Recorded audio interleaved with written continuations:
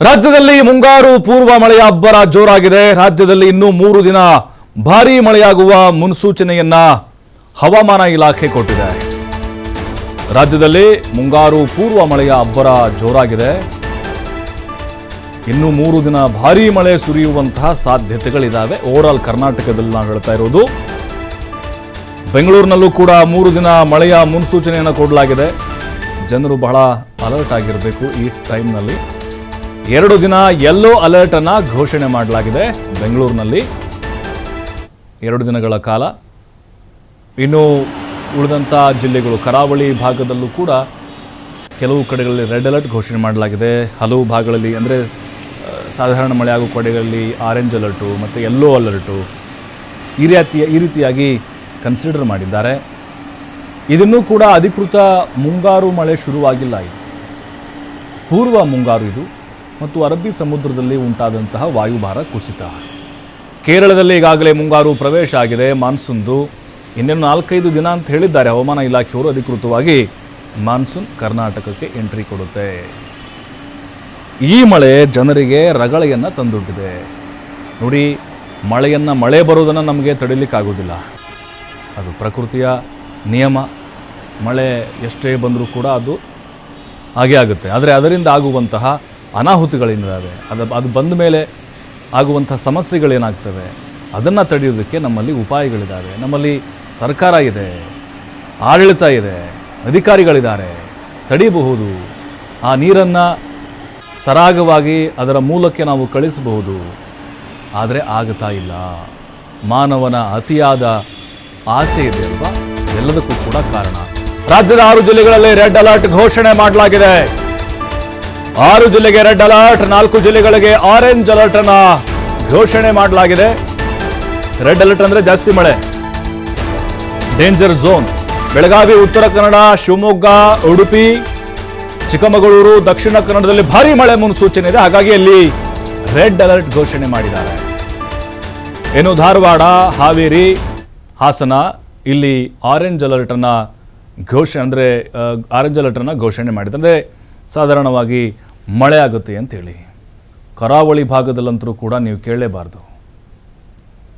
ಮಳೆ ಸಾಕಪ್ಪ ಸಾಕು ಅನ್ನೋಷ್ಟರ ಮಟ್ಟಿಗೆ ಬರ್ತಾ ಇದೆ, ಇನ್ನೂ ಬರುತ್ತೆ ಅಂತ ಹವಾಮಾನ ಇಲಾಖೆಯವರು ಎಚ್ಚರಿಕೆಯನ್ನು ಕೊಟ್ಟಿದ್ದಾರೆ. ದಕ್ಷಿಣ ಕನ್ನಡ, ಉಡುಪಿ, ಉತ್ತರ ಕನ್ನಡ ಹಾಗೆ ಬೆಳಗಾವಿ ಈ ಭಾಗದಲ್ಲಿ ಜಾಸ್ತಿ ಮಳೆ ಆಗುತ್ತೆ.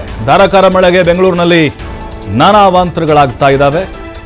ಬಿಜೆಪಿ ನಾಯಕರು ಮಳೆ ಹಾನಿ ಪ್ರದೇಶದಲ್ಲಿ ಪರಿಶೀಲನೆ ಮಾಡಿದ್ದಾರೆ. ಅವರ ಒಂದು ನಿಯೋಗ ಹೋಯಿತು, ಜನರ ಸಮಸ್ಯೆಗಳನ್ನು ಕೂಡ ಕೇಳಿದರು. ಸಿಲ್ಕ್ ಬೋರ್ಡ್ನ ಮಳೆ ಹಾನಿ ಪ್ರದೇಶಗಳಿಗೆ ವಿಸಿಟ್ ಅನ್ನು ಮಾಡಿದರು, ಪರಿಶೀಲನೆ ನಡೆಸಿದ್ರು. ರಾಜ್ಯಾಧ್ಯಕ್ಷ ವಿಜೇಂದ್ರ, ಪ್ರತಿಪಕ್ಷ ನಾಯಕ ಅಶೋಕ್, ಹಾಗೆ ಚಲವಾದಿ ನಾರಾಯಣಸ್ವಾಮಿ, ಶಾಸಕ ಸತೀಶ್ ರೆಡ್ಡಿ ಧಾರಾಕಾರ ಮಳೆಗೆ ಏನೇನು ಅವಾಂತರಗಳಾಗಿದೆ ಅನ್ನೋದನ್ನು ಖುದ್ದು ಬಿಜೆಪಿ ನಾಯಕರು ವೀಕ್ಷಣೆಯನ್ನು ಮಾಡಿದರು. ಸತೀಶ್ ರೆಡ್ಡಿ ಬೊಮ್ಮನಹಳ್ಳಿ MLA ಅಲ್ಲಿ ಏನೇನಾಗಿದೆ ಅವಾಂತರ ಅಂತ ಹೇಳಿ ಅವರಿಗೆ ವಿವರಿಸ್ತಾ ಇದ್ದರು. ಜನರು ಕೂಡ ತಮ್ಮ ನೋವನ್ನು ತೋಡಿಕೊಂಡರು.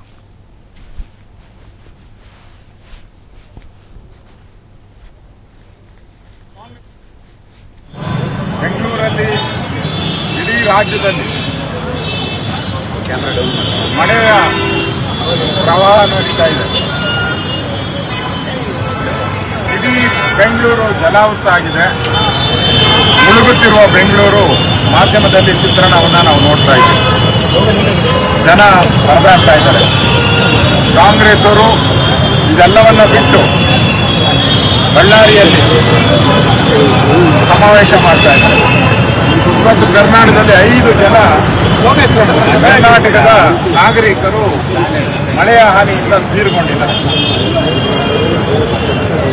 ಈ ಸಮಾವೇಶ ಈ 5 ಜನ ಸಾವಿನ ಮೇಲೆ ಸಮಾವೇಶ ಇದೆ.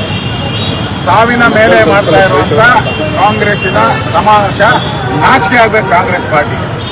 ನಾನು ಆಗ್ರಹ ಮಾಡ್ತೀನಿ, ವಿರೋಧ ಪಕ್ಷದ ನಾಯಕರಾಗಿ ನಾನು ಮತ್ತು ನಾರಾಯಣಸ್ವಾಮಿ, ನಿಮ್ಗೇನಾದ್ರೂ ಮಾನ ಮರ್ಯಾದೆ ಇದ್ರೆ ಕಾಂಗ್ರೆಸ್ ಅವರಿಗೆ ಕೂಡಲೇ ಅವರೆಲ್ಲ ನೋಡ್ರಿ, ಬಿಜೆಪಿ ಮುಳುಗ್ತಾ ಇದೆ ಅಂತಂದ್ರೆ ಪ್ರಕೃತಿನ ಅವ್ರು ನಿಲ್ಸಕ್ಕಾಗ್ತದೆ. ಅವ್ರ ಕೈಯಲ್ಲಿ ಯಾರು ನಿಲ್ಸಕ್ಕಾಗಲ್ಲ. ಇರಲಿ, ಅವರೆಲ್ಲ ಮಾಡಲಿ, ಅವ್ರ ಟ್ರೋಲ್. ನಮ್ಮ ಡ್ಯೂಟಿ ಅವ್ರು ಟೀಕೆ ಮಾಡ್ತಾ ಇರಲಿ, ನಮ್ಮ ಡ್ಯೂಟಿ ನಾವು ಮಾಡ್ತಾ ಇರ್ತೀವಿ. ನಾನು ಮಳೆ ಬರಲಿ ಅನ್ನೋನು, ಯಾರು ಏನಾರು ಬೈಲಿ, ನನಗೆ ಈಗ ಜಾಸ್ತಿ ಮಳೆ ಬಂದಷ್ಟು ನಮ್ಮ ರಾಜ್ಯಕ್ಕೆ ಒಳ್ಳೇದು. ಅವರೆಲ್ಲ ನೋಡ್ರಿ ಬಿಜೆಪಿ ಮುಳುಗ್ತಾ ಇದೆ ಅಂತಂದ್ರೆ ಪ್ರಕೃತಿನ ಅವ್ರು ನಿಲ್ಸಕ್ಕಾಗ್ತದೆ ಅವ್ರ ಕೈಯಲ್ಲಿ? ಯಾರು ನಿಲ್ಸಕ್ಕಾಗಲ್ಲ. ಇಲ್ಲಿ ಅವರೆಲ್ಲ ಮಾಡಲಿ ಅವ್ರ ಟ್ರೋಲ್. ನಮ್ಮ ಡ್ಯೂಟಿ ಅವ್ರು ಟೀಕೆ ಮಾಡ್ತಾ ಇರಲಿ, ನಮ್ಮ ಡ್ಯೂಟಿ ನಾವು ಮಾಡ್ತಾ ಇರ್ತೀವಿ. ನಾನು ಮಳೆ ಬರ್ಲಿನೂ ಯಾರು ಏನಾರು ಬೈಲಿ ನನಗೆ, ಈಗ ಜಾಸ್ತಿ ಮಳೆ ಬಂದಷ್ಟು ನಮ್ಮ ರಾಜ್ಯಕ್ಕೆ ಒಳ್ಳೇದು.